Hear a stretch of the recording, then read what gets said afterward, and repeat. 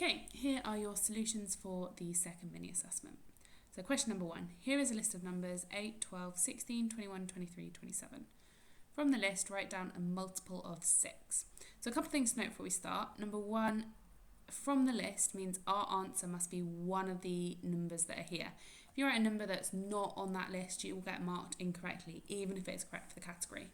Second thing to note, it just wants one number for each answer. Okay, if you write 2 numbers, you're going to get marked wrong because the examiner's not going to know which one you think, and it's just going to think you're taking your bets. So only one number from that list here. So the first one, a multiple of 6. Multiple of 6 means a number in the 6 times table. So to help me, I'm just going to write the first couple of multiples of 6, the first few numbers in the 6 times table. So 6, 12, 18, 24, 30. And I can see 12 is a multiple of 6 and on our list, so the answer is 12. The second one asks for a power of 3. So that means 3 to the power of something equals one of our numbers on the list. So again, I'm just going to go through the first couple, see which one is there. So 3 to the power of 1 is just 3. That's not there. 3 squared means 3 times 3, which is 9, which is also not on our list. Then we've got 3 cubed. That means 3 times 3 times 3. Now 3 times 3 is 9 times 3 again is 27. And 27 is on our list here, so our answer is 27, which is 3 cubed. Now the last bit wants a prime number. So a prime number, the only factors are 1 and itself. So it's not in any other times table, just the 1 times table and its own times table. So if we can test each of these and see if they're in any times tables, or if we can have a multiplication sum that equals to it, then it is not a prime number. So 8, well, we know that 8 is 2 times 4, so that's not a prime number. 12, well 12 is 3 times 4. 16 is 4 times 4, 21 is 3 times 7. Now 23, there are no multiplication sums that equal 23 other than 1 times 23. So 23 is our prime number. Now we can check 27 is that prime, or 27 is 3 times 9, so that's not prime. Question 2. The table gives information about temperatures in Reykjavik for 5 days, 1 week. If you're not sure, Reykjavik is the capital of Iceland. So we've got a table here. We've got the days from Monday to Friday, the maximum temperature and the minimum temperature. So you quite often see this on weather forecasts. The maximum temperature is the highest temperature there was that day, and the minimum temperature was the lowest temperature there was that day. Which day has the highest maximum temperature? So we want the biggest number in the maximum temperature column. So maximum temperature is this column here. Which number is the biggest? 8. But the answer is not 8 because it asks for which day had the highest maximum temperature. So which day was 8? Tuesday. Now the second one, what is the lowest minimum temperature? So this time we are looking in the minimum temperature and we want the smallest number. Now because we're dealing with negatives, okay, it can sometimes help to just draw yourself a little number line at the bottom, okay, to make sure you're getting it right. So we've got 0, 1, 2, 3, 4, 5. Okay, just a quick little number line to help me. Doesn't take very long to do, but it makes sure that I don't get confused about which is bigger, which is smaller, or trying to add and subtract negative numbers. Okay, so any question with negative numbers, it can help. Just draw yourself a little number line. So we want the lowest minimum temperature. So the smallest number, which is going to be the furthest to the left, the smallest number is -6. Okay, -6 is smaller than -4 and -2. So the lowest minimum temperature is -6. And part C, which day had the greatest difference between the maximum temperature and the minimum temperature? Okay, so to find the difference, you subtract one from the other. And I'm just going to add myself here another little column and work out the difference for each one. So the difference between 5 and 4 is just 1. Okay, again, we can use our number line to help us, just count back 1. The difference between 8 and 6, 8 take away 6 is 2. 6 and -2. Okay, so we're getting from 6 to minus 2. So how many is that? 1, 2, 3, 4, 5, 6, 7, 8. The difference there is 8. The difference between minus 1 and 4, well, minus 1 to 4, we're counting back 1, 2, 3. So the difference there is 3. And the difference between minus 3 and minus 6, 1, 2, 3, is also 3. So the highest number is 8. So the greatest difference was 8. They want to know the difference, or they don't want to know the day. They want to know which day it was. So which day was that? That was Wednesday. Okay, and make sure you spell it correctly. It is written up here, so just copy it if you're not sure. Question 3. John is walking along a path. He sees this sign. Pier, 1.5 kilometres. Cafe, 650 metres. How far is it from the pier to the cafe along the path? You must include units in your answer. Show your work in here. So the first thing we know, and there's a clue that's telling about units, is we've got the pier is 1.25 kilometres away from where you are, and the cafe is 650 metres. And this is an immediate little alarm bell should be going off telling you that you can't do anything yet until they are both in the same units. Okay, you can't add kilometres and metres. You can only add metres to metres or kilometres to kilometres. So the first thing I'm going to do is I'm going to convert them both to the same. I'm going to convert them both to metres. So I know that 1 kilometre is 1,000 metres. So 1 kilometre is 1,000 metres. So 1.25 kilometres, to go from kilometres to metres, I'm going to multiply it by 1,000. So 1.25 multiplied by 1,000 is 1,250. Okay, if you're not sure, move your decimal point 3 places. Then what do they want to know? They want to know how far is it from the pier to the cafe. So if you're thinking about it, you've got the pier over here, and then you've got you standing here. Okay, and that distance there is 1,250 metres. And then you've got the cafe, which is on the other side of you. And the cafe, we know the distance from you to the cafe is 650 metres. Oh, sorry, from John to the cafe is 650 metres. So they want to know how far is it from the pier to the cafe. So all the way from the pier to the cafe. They want to know this total distance here. Okay, so how do we work it out? Total, we add the two together. So 1,250 plus 650, add them together, you get 1,900. Now, because I converted them all to metres, my answer is in metres. It asked for the units in your answer, so you need to make sure it's there. M for metres. So this is a 3-mark question. Your first mark, okay, your first mark is here for converting from kilometres to metres or metres to kilometres, whichever one, just trying to put them both in the same units. Your second mark is here for adding the two distances together using the same units. And finally, you get an answer mark here for the number and the units. Okay, you've got to have your units there to get the mark. Question 3. A ticket for a seat at a school play costs £2.95. There are 21 rows of seats. There are 39 seats in each row. The school will sell all the tickets. Work out an estimate for the total money the school will get. Okay, so the first thing that I notice is that it has got the word estimate here. Okay, and any time you see the word estimate, they're telling you I don't want the actual answer. I don't want the exact answer. I want a rough answer.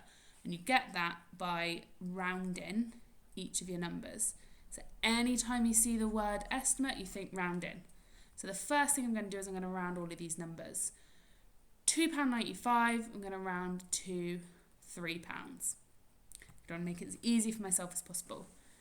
21 rows, well, I'm going to change that to just 20. And 39, I'm going to round that to 40. Okay, so now I've got nice, easy numbers that should be quite easy to work with. So they want to know how much we get. So to know how much we get, we need to know how many tickets we sell and then multiply that by the cost of each ticket. So if you've got 21 rows and 39 seats, okay, so you've got 21 rows of seats, you've got 39 seats in each row. To work out how many in total, you're going to do 21 times 39. Or sorry, we're going to do 20 times 40. Okay, so that is 800 seats altogether.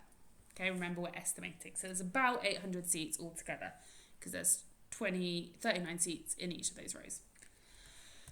Then if they're selling all of those seats, okay, each seat sells for about £3. So we do 800 times 3, which is 2,400. So our final answer is £2,400. Now again, it's a 3-mark question. Your first mark is for rounding. Okay, so for using rounded numbers and you're working out, that's your first mark. Your second mark is for what they call a complete process. So trying to multiply the number of rows by the number of seats and then multiply that again by the cost. And then your final mark is an answer mark. And it's worth noting for any question where it's got the word estimate in it, if you give the exact answer, if you work out, and it will take quite a long time because this is a non-calculated paper, but if you were to put all the time into working out 21 times 39 times 2.95, and even if you get it right, you get no marks, absolutely no marks for having the exact answer. Question 4. Write 80 to 60 in the form 1 to n. So we have got a ratio here, okay, the ratio of 80 to 60. And in the form 1 to n means they want you to simplify that ratio until you've got just one, the number 1 on the left-hand side, and some other number at the moment represented by n. So simplifying ratio, okay, you've got to remember, you've got to divide each side by the same thing.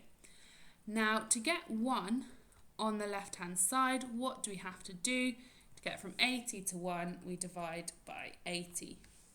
So we do the same on the right-hand side. We do 60 divided by 80. Okay, I'm going to write it as a fraction to begin with. Normally we write this as a decimal. So I'm going to see if I can convert it to a decimal. Let's start by trying to simplify this fraction to something we recognise. Well, I notice that they're both multiples of 10, so I'm going to simplify it to 6 over 8. And then I can see that they're both multiples of 2, so I'm going to divide by 2, simplify it again, and we get 3 over 4. Now 3 over 4 is a number we're used to seeing, so it is going to be 0.75. Now there are other ways you could have done it. You could have found the decimal by dividing. 60 divided by 80, okay, that would give you the same answer. So yeah, we normally give it as a decimal. Normally we say when we simplify fractions, keep it as whole numbers, but it's fine in a question like this where it wants 1 to n. The only way we can get 1 on the left-hand side is by having a decimal on the right-hand side. Question 5. WXYZ is a quadrilateral. XYV is a straight line. Find the size of angle A. So we can see we've got this quadrilateral here, we've got one angle marked here, and we've got the angle here marked A. Now we're told that XYV is a straight line. So if this angle here is 147, what do we know about angles on a straight line? Angles on a straight line add up to 180. Okay, so we can use that fact to help us find our angle here. So we know that A plus 147 is equal to 180. It's going to work backwards, do the opposite. 180, take away what we've got, so 147 is 33. So this angle here must be 33. If you want to do a checking step, okay, remember it's really important to check, double check 33 plus 147. Yeah, that makes 180. Okay, now part 2. Angle ZWX is equal to angle WXY. What does that mean? So angle ZWX, Z to W to X, okay, this angle here, is equal to angle WXY. So W to X to Y, this angle here. Okay, they are both the same. Now I'm going to call them X for the moment. Okay, same letter because they're the same size. And we also know that A, we've worked out A is 33. So we need to work out these two angles. And we're going to use the fact that it is a quadrilateral. So a quadrilateral is just another way of saying it is a four-sided shape. And what do we know about angles in a quadrilateral? Angles in a quadrilateral add up to 360. Okay, so these four angles must add up to 360. So I can set up an equation, 145 plus 33, okay, that's the two we've got, plus 2x is equal to 360. I'm going to simplify that. 145 plus 33 makes 178, plus 2x is equal to 360. And solving the equation, take away 178, take away 178, we get 2x is equal to 182. Divide by 2, x is 91. Okay, if you don't like going about it in equation, that's fine. You can do it without doing an equation. So I'll show you another method over here. So if you want to do it without using equations, you can think, right, we know, let's work out what these angles add up to. So we know that angles in a quadrilateral add up to 360. So far we've got 145 plus 33. Well, 145 plus 33 makes 178. Okay, so these two angles add up to 178. So to work out what these two angles are, we've got to work out what's left from 360. So 360 minus 178 is 182. Now that means that these two angles have to add up to 182, and we know that they're the same. So if we know they're the same and they add up to 182, we can just divide it. 182 divided by 2 is 91. So the missing angle is 91. Okay, that's a 2-mark question. So your first mark is for adding together what you've got and trying to divide it by 2. So again, that kind of complete process, either by forming the equation or for attempting to add, subtract, and then divide. And the second mark is for your answer. Okay, question 7. Expand and simplify 2x minus 4 plus 3x plus 5. So two things we've got to do. Expand means get rid of the brackets, and then simplify, we've got to put it all together in as few terms as possible. So we're going to start by expanding our two brackets. We've got two brackets to expand here. And remember, when we expand brackets, we multiply everything on the inside by what is on the outside. So we're going to do 2 times x, which is 2x, and then 2 times negative 4, which is negative 8. Then we do plus 3 times x, which is 3x, plus 3 times 5, which is 15. And then we can try and collect our like terms. Okay, simplify it. We add the x's to the x's and the numbers to the numbers.